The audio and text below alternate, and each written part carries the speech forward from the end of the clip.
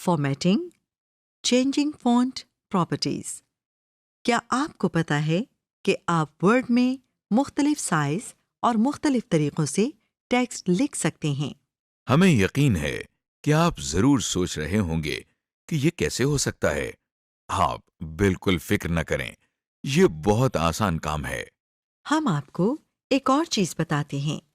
जो राइटिंग आपको स्क्रीन पर नज़र आ रही है, उसे कंप्यूटर की ज़बान में फ़ॉन्ट कहते हैं।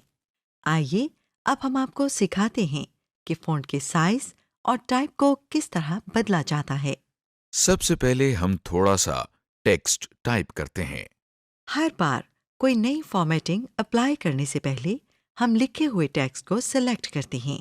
अब हम इस टेक्स्ट को सिलेक्ट करते हैं ताकि मुख्तलिफ तरह की फॉर्मेटिंग की ऑप्शंस इस पर अप्लाई कर सकें। अगर आप देखें तो आपको होम टैब के रिबन एरिया में 12 लिखा हुआ नजर आ रहा है। ये फ़ॉन्ट साइज़ है। इसे बदलने के लिए हम 12 के साथ नज़र आने वाले एरो के बटन पर क्लिक कर रहे हैं। हमारे सामने मुख्तलिफ फ़ॉन्ट साइज़ेस की लिस्ट आ गई है। हम इनमें से अपनी ज़रूरत के मुताबिक किसी एक पर क्लिक करते हैं। मसलन हम 16 पर क्लिक करते हैं। आप देख सकते हैं कि आपका सिलेक्ट किया हुआ फॉन्ट अब 12 की बजाय 16 साइज में लिखा हुआ नजर आ रहा है। 8 नंबर फ़ॉन्ट सबसे छोटा और 72 नंबर फ़ॉन्ट सबसे बड़ा होता है। आप इस वक्त इस लाइन में 8 नंबर फ़ॉन्ट में टेक्स्ट लिखा हुआ देख सकते हैं। इस लाइन में 72 नंबर फ़ॉन्ट और इस लाइन में 12 नंबर फ़ॉन्ट में लिखा हुआ देख सकते हैं। फॉन्ट साइज चेंज करने के एक और तरीके में हम फॉन्ट के रिबन में इस छोटे से एरो पर क्लिक करते हैं। अब हमारे सामने फ़ॉन्ट की प्रॉपर्टीज़ वाली स्क्रीन आ गई है। हम साइज के नीचे से 16 फॉन्ट साइज सेलेक्ट करके ओके का बटन दबाते हैं।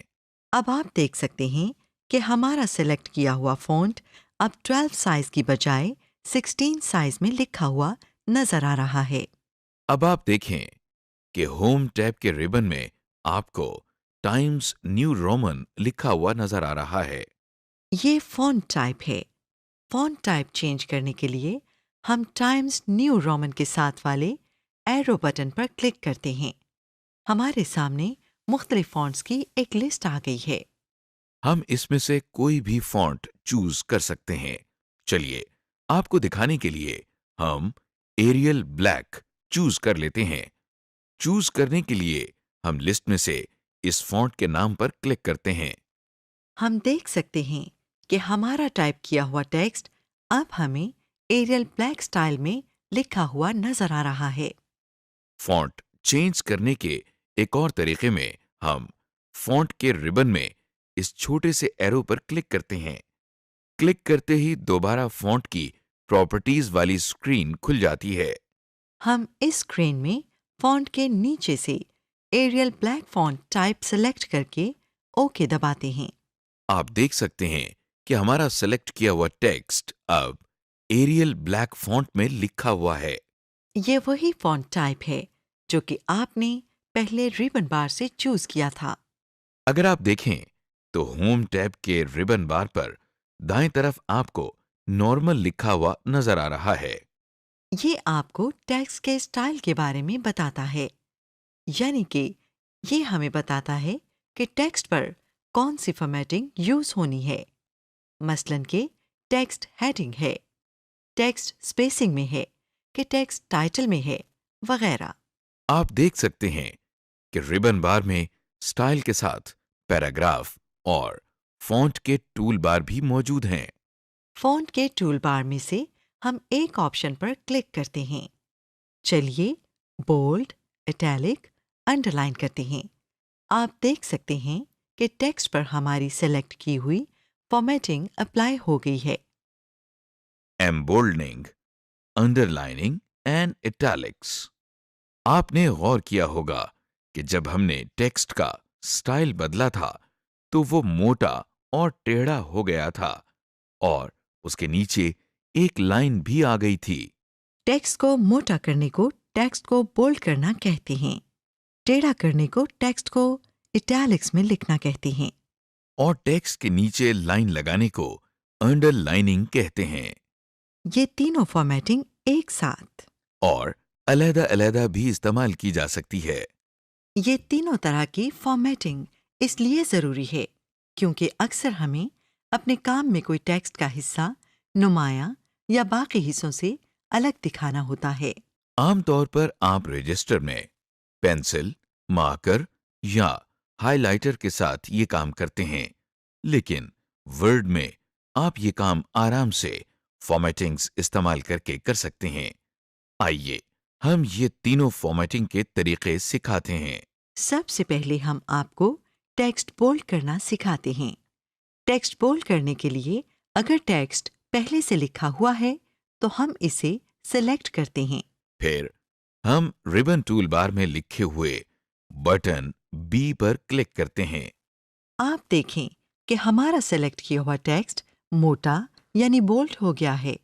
और अगर टेक्स्ट लिखना है तो फिर हम पहले रिबन टूल बार में लिखे हुए बटन बी पर क्लिक करते हैं और जो टेक्स्ट हम अब टाइप करते हैं वो बोल्ड में टाइप होता है।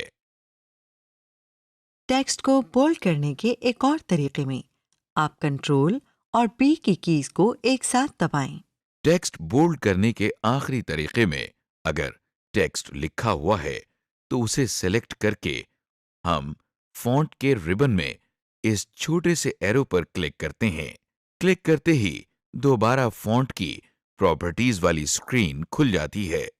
इसमें फॉन्ट स्टाइल के नीचे से हम बोल्ड पर क्लिक करके ओके दबाते हैं।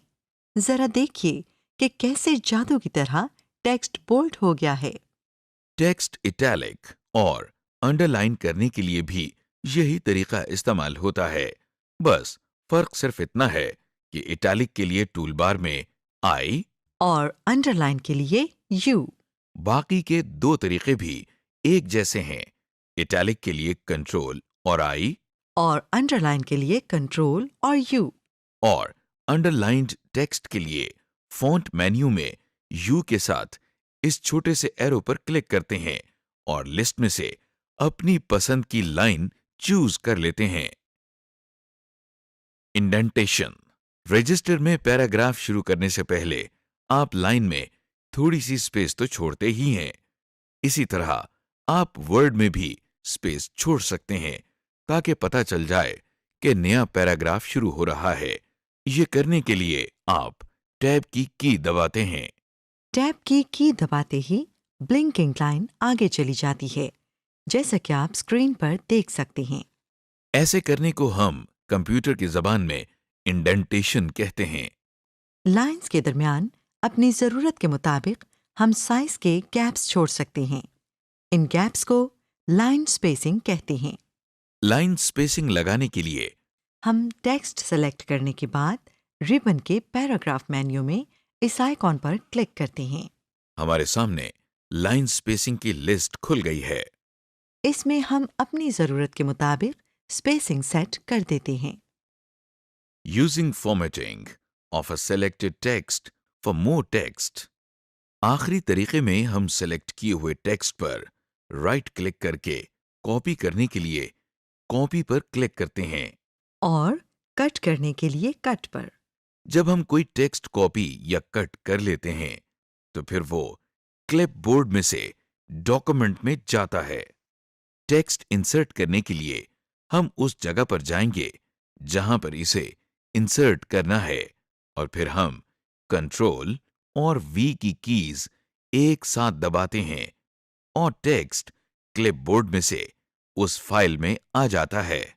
या हम होम के टैब से जाकर पेस्ट पर क्लिक करते हैं और टेक्स्ट क्लिपबोर्ड में से उस फाइल में आ जाता है। या हम उस जगह पर राइट क्लिक करके पेस्ट दबाते हैं और टेक्स्ट क्लिपबोर्ड में से उस फाइल में आ जाता है।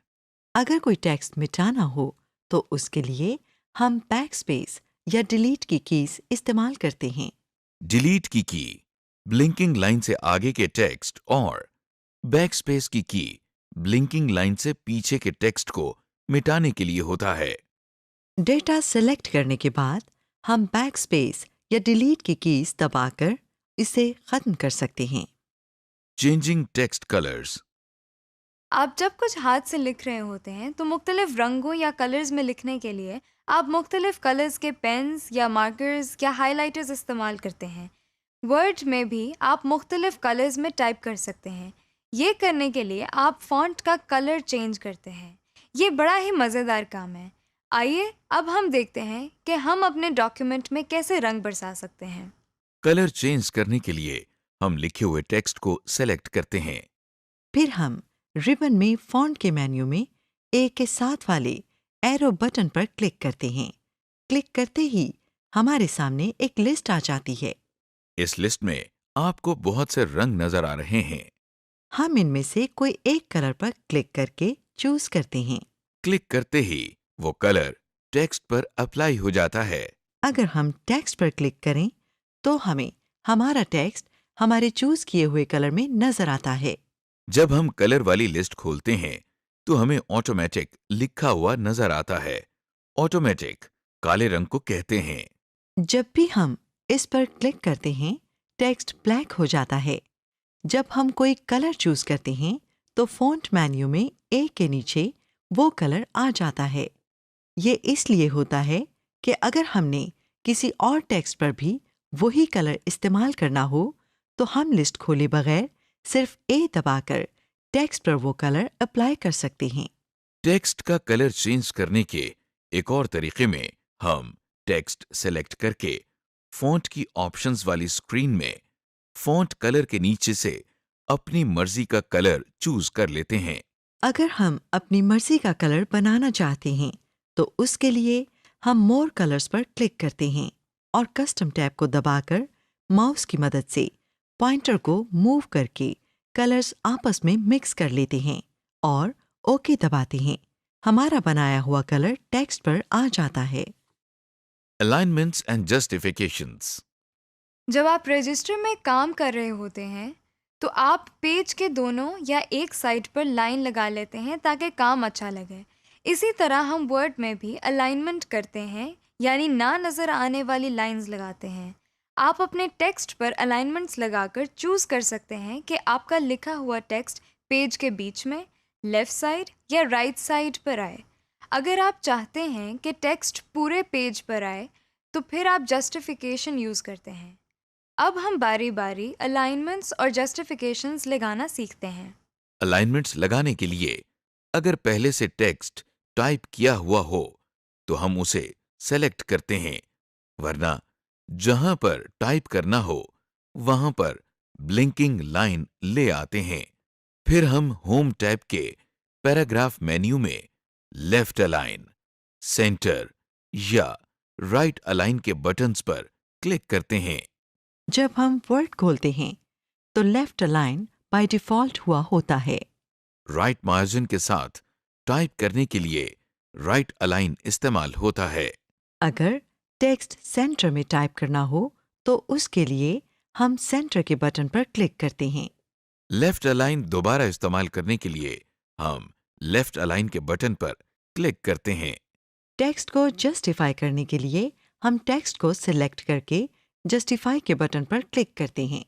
टेक्स्ट को जस्टिफाई करने से वो पूरे स्क्रीन पर आ जाता है, यानी दोनों मार्जिन्स के साथ सेट होता है। अगर कोई वर्ड पूरा ना आ रहा हो तो वो अगली लाइन में चला जाता है और उस लाइन के लफ्जों के बीच में स्पेस बढ़ जाती है। हाइपरलिंक्स। अगर आप चाहते हैं कि आप अपने डॉक्यूमेंट में से कोई वेबसाइट खोल सकें तो इसके लिए हम हाइपरलिंक्स का इस्तेमाल करते हैं। आप जब भी हाइपरलिंक्स लगाते हैं तो वो नीले रंग में लिखे जाते हैं, जैसा कि आप स्क्रीन पर देख सकते हैं। हाइपरलिंक से वेबसाइट खोलने के लिए हम कंट्रोल की दबाते हुए लेफ्ट क्लिक करते हैं। आइए अब जरा हाइपरलिंक्स लगाना सीख लें। हाइपरलिंक्स लगाने के पहले तरीके में हम टेक्स्ट सिलेक्ट करके इस पर राइट क्लिक करते हैं। खुले हुए मेन्यू में से हम हाइपरलिंक पर क्लिक करते हैं। क्लिक करते ही हाइपरलिंक्स की ऑप्शंस वाली स्क्रीन हमारे सामने आ गई है। टेक्स्ट टू डिस्प्ले के आगे हम वो टेक्स्ट लिखते हैं जो हम चाहते हैं कि हमें डॉक्यूमेंट में नजर आए, जैसा कि हमें वर्चुअल यूनिवर्सिटी लिखा हुआ नजर आ रहा है। एड्रेस के आगे हम इस वेबसाइट का एड्रेस लिखते हैं जो कि हम खोलना चाहते हैं, जैसा कि हमें वर्चुअल यूनिवर्सिटी का एड्रेस लिखा हुआ नजर आ रहा है। एड्रेस लिखकर हम ओके पर क्लिक करते हैं और हाइपरलिंक डॉक्यूमेंट में आ जाता है। इस हाइपरलिंक को खोलने के लिए हमें कंट्रोल की को दबाकर हाइपरलिंक पर क्लिक करना होता है। कंट्रोल की को दबाकर जैसे ही टेक्स्ट पर लाएं तो माउस पॉइंटर एक हाथ की शक्ल में तब्दील हो जाता है। देखें कि जैसे ही हम हाइपरलिंक पर क्लिक करते हैं तो वर्चुअल यूनिवर्सिटी की वेबसाइट खुल जाती है। जब आप कोई वेबसाइट या ईमेल एड्रेस वर्ड में टाइप करते हैं तो वो ऑटोमेटिकली हाइपरलिंक में तब्दील हो जाता है। पहले से बनाए हुए हाइपरलिंक की प्रॉपर्टीज को चेंज करने के लिए उस पर राइट क्लिक करते हैं और एडिट हाइपरलिंक पर क्लिक करते हैं। क्लिक करते ही हाइपरलिंक की प्रॉपर्टीज वाली लिस्ट हमारे सामने आ जाती है। यहाँ से हम टेक्स्ट टू डिस्प्ले और एड्रेस वगैरह तब्दील कर सकते हैं। बॉर्डर्स, जैसा कि आप रजिस्टर में अपने काम को ज्यादा सफाई से पेश करने के लिए सफ़ों के किनारों पर लाइंस या बॉर्डर्स बना लेते हैं और अपने ख्यालात को तरतीब देने के लिए उन्हें पॉइंट्स की सूरत में लिखते हैं, उसी तरह वर्ड में भी पेज के बॉर्डर्स बना सकते हैं और अपने ख्यालात को पॉइंट्स की शक्ल में टाइप कर सकते हैं। आइए अब हम आपको अपने डॉक्यूमेंट्स में बॉर्डर्स और पॉइंट्स यानी बुलेट्स लगाना सिखाएं।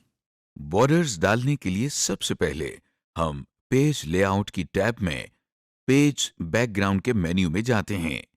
अब हम पेज बॉर्डर्स पर क्लिक कर रहे हैं। अब हमारे सामने बॉर्डर्स एंड शेडिंग का डायलॉग बॉक्स आ गया है।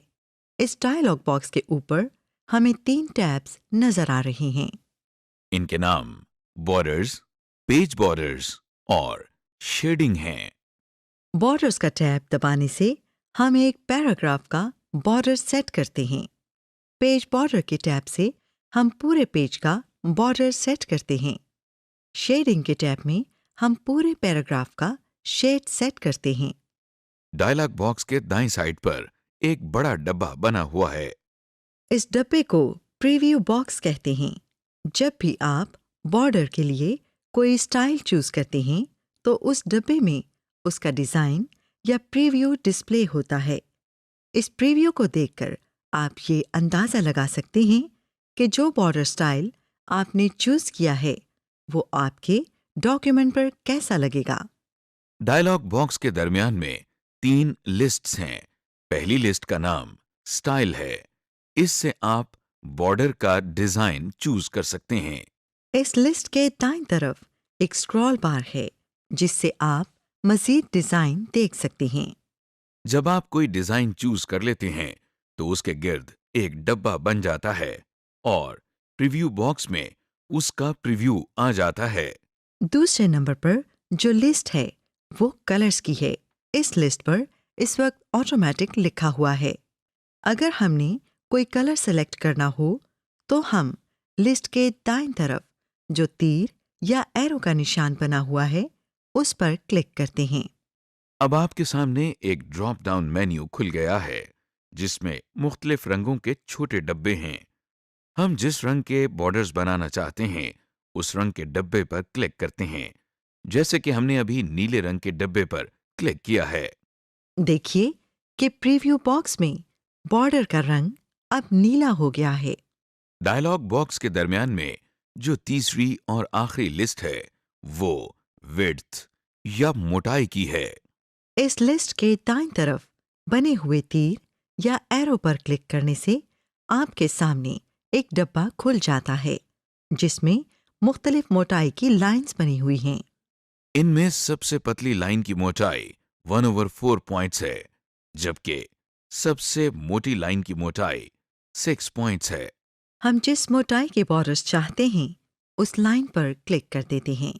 प्रीव्यू बॉक्स में अब बॉर्डर्स की मोटाई उतनी सेट हो गई है जितनी हमने सिलेक्ट की थी। बॉर्डर्स का स्टाइल, कलर और विड्थ सेट करके हम ओके के बटन पर क्लिक करते हैं। हमारे पैराग्राफ का अब बॉर्डर सेट हो गया है। Inserting bullets. आइए अब हम आपको अपने डॉक्यूमेंट्स में बुलेट्स डालना सिखाएं। इस तरीके में हम होम टैब में पैराग्राफ के मेन्यू में बुलेट्स के बटन पर क्लिक करते हैं। देखिए कि डॉक्यूमेंट में जिस जगह पर ब्लिंकिंग लाइन है वहां एक बुलेट बन गया है। बुलेट्स के मुख्तलिफ डिजाइन्स डालने के लिए हम बुलेट्स के साथ बने हुए छोटे से तीर पर क्लिक करते हैं। ड्रॉप डाउन लिस्ट से अब हमारे सामने बुलेट्स की लिस्ट खुल गई है। जिस डिजाइन के बुलेट्स हम इस्तेमाल करना चाहते हैं उस पर हम क्लिक कर देते हैं और फिर वो बुलेट्स लग जाती हैं। हमारे सामने अब स्क्रीन पर एक बुलेट बना हुआ है। उसके आगे कुछ टेक्स्ट टाइप करने के बाद जब हम एंटर की दबाते हैं तो अगली लाइन पर एक और बुलेट आ जाता है। इसी तरह हम अपने सारे टेक्स्ट को बुलेट्स की शक्ल में लिख सकते हैं। अगर आप चाहते हैं कि अब अगली लाइन पर बुलेट न बने तो एंटर की 2 दफा दबाएं। बुलेट्स की तरह नंबरिंग भी आपकी टेक्स्ट को तरतीब देने के काम आती है। नंबरिंग करने के 2 तरीके हैं। पहले तरीके में हम नंबर 1 टाइप करके उसके आगे फुल स्टॉप या ब्रैकेट टाइप करते हैं। दूसरे तरीके में हम होम टैब के पैराग्राफ मेन्यू में नंबरिंग के बटन पर क्लिक करते हैं। देखिए कि ब्लिंकिंग लाइन से पहले अब 1 लिखा हुआ नजर आ रहा है। नंबरिंग करने के तीसरे तरीके में हम पहले पैराग्राफ मेन्यू में नंबरिंग के साथ बने हुए एरो पर क्लिक करते हैं। हमारे सामने नंबरिंग करने के मुख्तलिफ स्टाइल आ गए हैं। हम इनमें से अपनी पसंद का स्टाइल चूज करते हैं। समरी। इस लेसन में हमने सीखा टेक्स्ट का फॉन्ट तब्दील करने का तरीका, टेक्स्ट को बोल्ड, अंडरलाइन या इटैलिक में लिखने का तरीका, टेक्स्ट का कलर चेंज करना, हाइपरलिंक और टेक्स्ट में बुलेट्स या नंबर्स इंसर्ट करने का तरीका। टेम्पलेट्स। अगर हम टेम्पलेट के जरिए कोई नया डॉक्यूमेंट बनाना चाहें तो सबसे पहले हम एक नया डॉक्यूमेंट ओपन करते हैं। देखिए एक टास्क पैन खुल गई है। टास्क पैन एक ऐसी विंडो को कहते हैं जो आपको कोई काम करने के लिए एक्स्ट्रा ऑप्शंस फराहम करती हो। इस टास्क पैन में कई ऑप्शंस हैं। ऊपर वाले हिस्से में वो टेम्पलेट्स हैं जो MS वर्ड में पहले से बने हुए मौजूद हैं और आप इन टेम्पलेट्स को इस्तेमाल कर सकते हैं। इधर हम सैंपल टेम्पलेट्स पर क्लिक करते हैं। अब हमारे सामने टेम्पलेट्स की बहुत सारी ऑप्शंस आ गई हैं।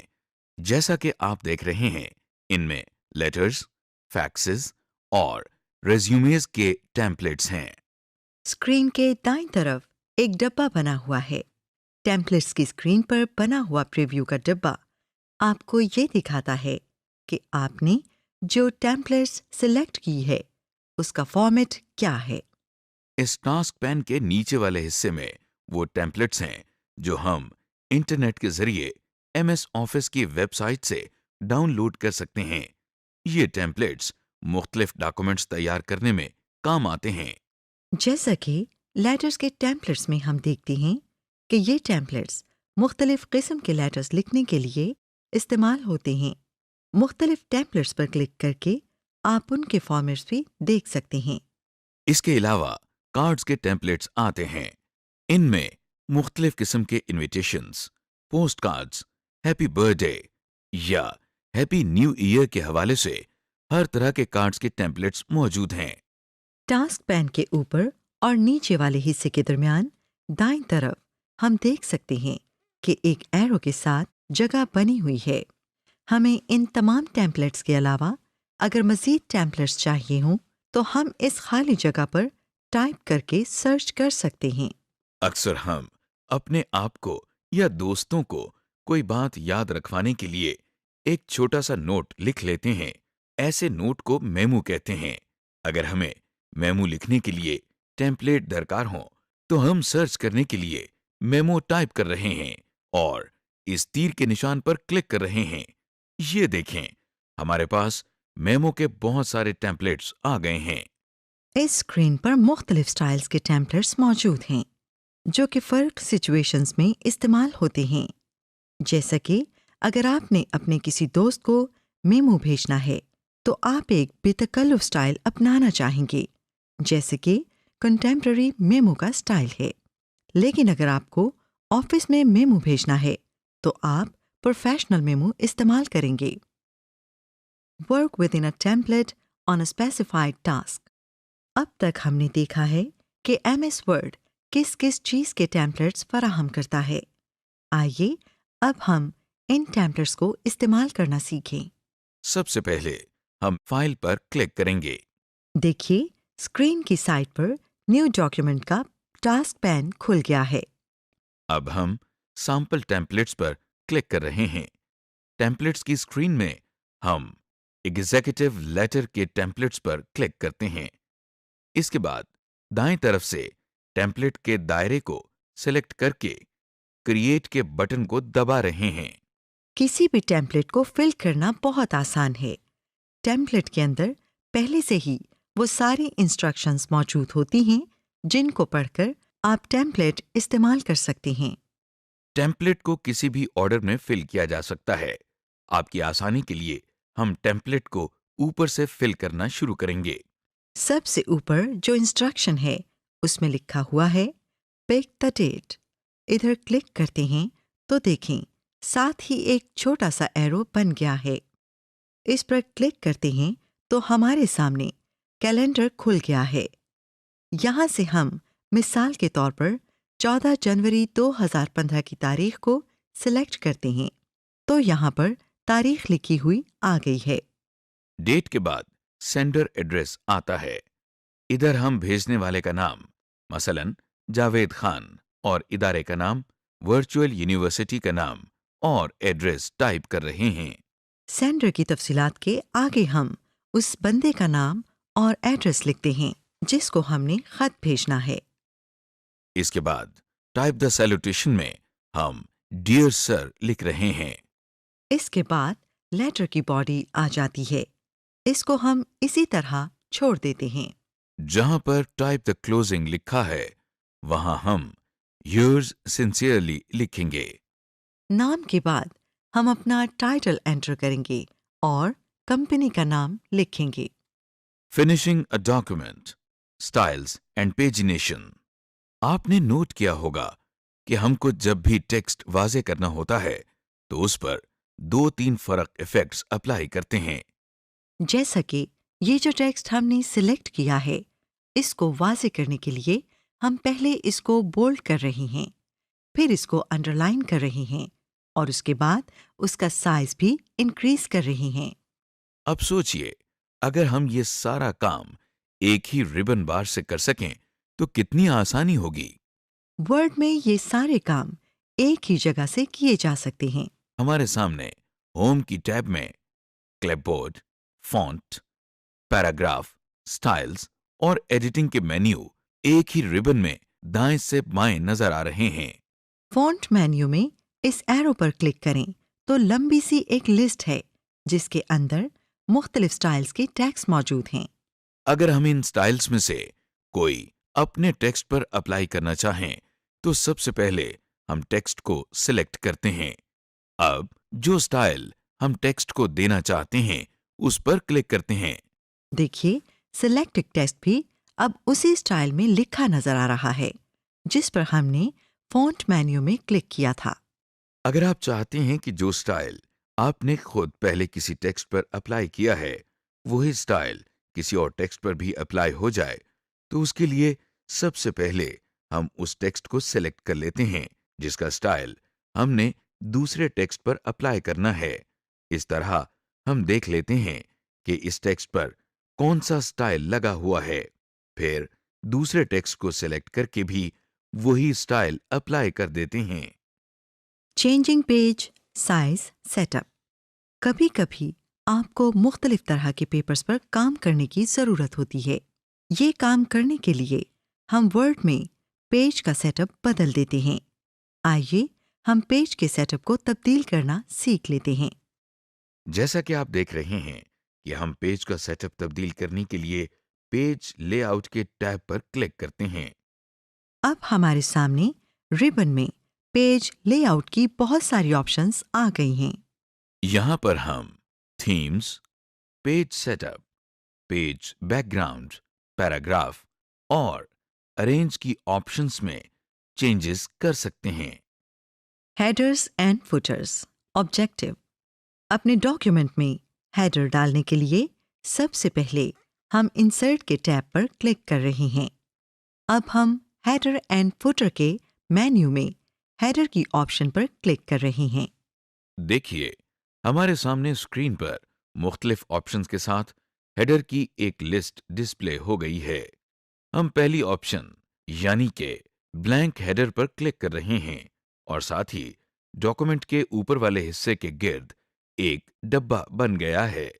ये डब्बा इस पेज का हेडर कहलाता है। वैसे तो हेडर में कुछ भी टाइप किया जा सकता है, लेकिन हेडर को आमतौर पर डॉक्यूमेंट से मुतल्लिक खास इंफॉर्मेशन डिस्प्ले करने के लिए इस्तेमाल किया जाता है, जैसे कि page number, authors name, date of creation वगैरह। इस काम में वर्ड खुद भी हमारी मदद करता है। हमारे सामने जो नई टैब नजर आ रही है, इसको header and footer tool design कहते हैं। इस रिबन बार में हम हेडर और फुटर के डिजाइन के हवाले से फॉर्मेटिंग कर सकते हैं। इस रिबन बार के इंसर्ट के मेन्यू में मुख्तलिफ हेडर फॉर्मेट्स हैं। देखिए, ये हम क्विक पार्ट्स पर क्लिक करके डॉक्यूमेंट प्रॉपर्टी के अंदर ऑथर की ऑप्शन पर क्लिक कर रहे हैं, तो हेडर के अंदर ऑथर का नाम लिखा गया है। इसके अलावा अगर डेट एंड टाइम पर क्लिक करते हैं तो हेडर में डेट एंटर हो गई है। हम चाहें तो ये इंफॉर्मेशन चेंज भी कर सकते हैं, जैसा कि ये हम डेट को डिलीट करके उसकी जगह वर्चुअल यूनिवर्सिटी टाइप कर रहे हैं। अब हम हेडर के साथ फुटर की ऑप्शन पर क्लिक करते हैं, तो हम देखते हैं कि फ्रंट पेज के निचले हिस्से पर भी एक डब्बा बना हुआ है। ये हमारे पेज का फुटर है। फुटर बिल्कुल हेडर जैसा ही है। इसमें हम वो सारे काम कर सकते हैं जो हमने हेडर में किए थे। अब हम हेडर एंड फुटर टूलबार में पेज नंबर में पहली बॉटम ऑफ पेज ऑप्शन से पेज एक्स ऑफ वाई की ऑप्शन पर क्लिक कर रहे हैं। इससे हमारे फुटर में पेज 1 ऑफ 1 टाइप हो गया है। ये हमको बता रहा है कि हमारे डॉक्यूमेंट में कितने पेज हैं और हम इस वक्त किस पेज पर मौजूद हैं। हेडर और फुटर में डाले गए टेक्स्ट पर हम मुख्तलिफ फॉर्मेटिंग ऑप्शंस भी इस्तेमाल कर सकते हैं। आइए इनमें से कुछ अप्लाई करके देखते हैं। ये हम ऑथर नेम को सिलेक्ट करके उसको बोल्ड कर रहे हैं। इसके बाद हम पेज नंबर को सिलेक्ट करके अंडरलाइन कर रहे हैं। Spelling and grammar. Spelling check और ग्रामर चेक का इस्तेमाल और फ़ायदा दिखाने के लिए हम पहले डॉक्यूमेंट में एक जुमला टाइप कर रहे हैं। इस जुमले में हमने कुछ गलतियां जानकर की हैं। गौर करें कि जुमले में जिधर-जिधर स्पेलिंग मिस्टेक की गई हैं, वहां उस लफ्ज़ के नीचे एक लाल रंग की लकीर बन गई है। ये लकीर हमको बता रही है कि वर्ड का ख्याल है कि हमने ये लफ्ज़ मिसस्पेल किया है। वर्ड के इस फीचर से हमको ये फायदा होता है कि टाइपिंग करते वक्त ही हमको अपनी स्पेलिंग मिस्टेक्स का पता चल जाता है, लिहाजा हम उनको उसी वक्त करेक्ट कर सकते हैं। आप सोच रहे होंगे कि एमएस वर्ड को ये कैसे पता चलता है कि हमने कोई लफ्ज़ गलत टाइप किया है। एमएस वर्ड के अंदर एक इंग्लिश डिक्शनरी मौजूद है। हम डॉक्यूमेंट में जो भी लफ्ज़ टाइप करते हैं, एमएस वर्ड डिक्शनरी खोलकर चेक करता है कि क्या ये टाइप किया गया लफ्ज़ उसकी डिक्शनरी में मौजूद है कि नहीं। अगर एमएस वर्ड को इस डिक्शनरी में आपका टाइप किया गया लफ्ज नहीं मिलता, तो वो इस लफ्ज को स्पेलिंग मिस्टेक समझता है। इसलिए स्क्रीन पर इमरान को भी स्पेलिंग मिस्टेक के तौर पर अंडरलाइन किया गया है, क्योंकि इमरान इंग्लिश का लफ्ज नहीं है।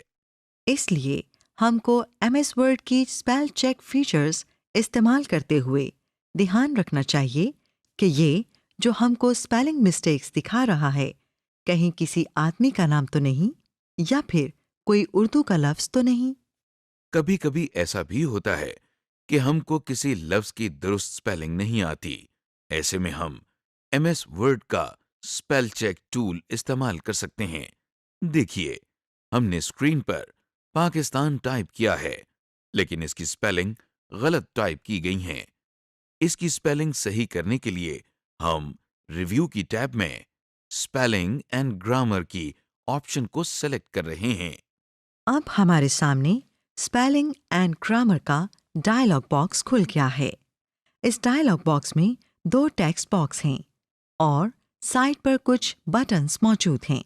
ऊपर वाले टेक्स्ट बॉक्स में हमको वो लफ्ज लिखा नजर आ रहा है जो हमने गलत टाइप किया था।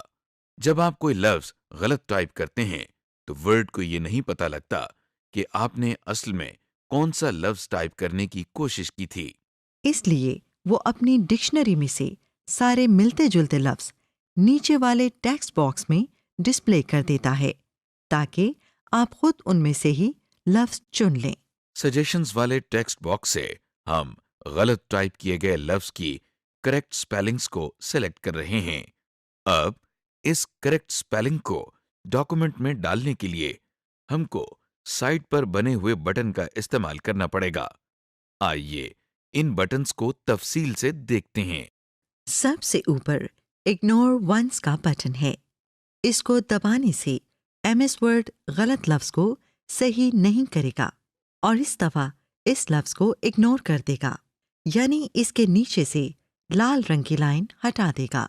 जैसा कि हमने पहले देखा था कि वर्ड उर्दू नामों को स्पेलिंग मिस्टेक समझता है। स्पेलिंग चेक करते हुए जब वर्ड इस नाम के बारे में पूछे तो इग्नोर का बटन दबा दें। इग्नोर ऑल का बटन भी वैसे ही काम करता है जैसे कि इग्नोर का करता था।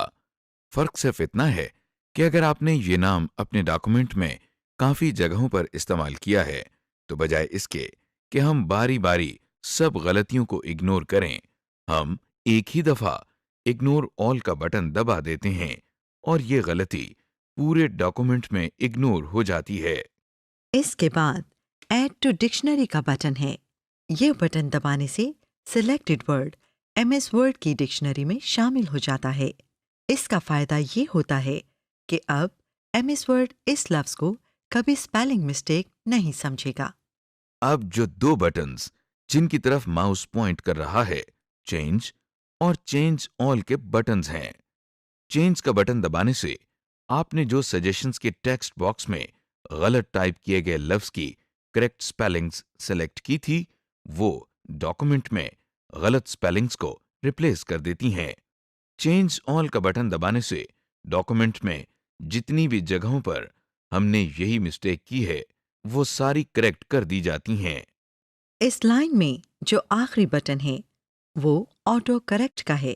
ये भी काम तो चेंज के बटन वाला ही करता है, लेकिन यहाँ पर इसको करेक्ट करने के बाद अगर हम बाद में डॉक्यूमेंट में टाइपिंग करते हुए यही गलती करें तो वर्ड उसको खुद करेक्ट कर देता है, जैसा कि ये हम पाकिस्तान को करेक्ट करते हुए ऑटो करेक्ट का बटन दबा रही हैं।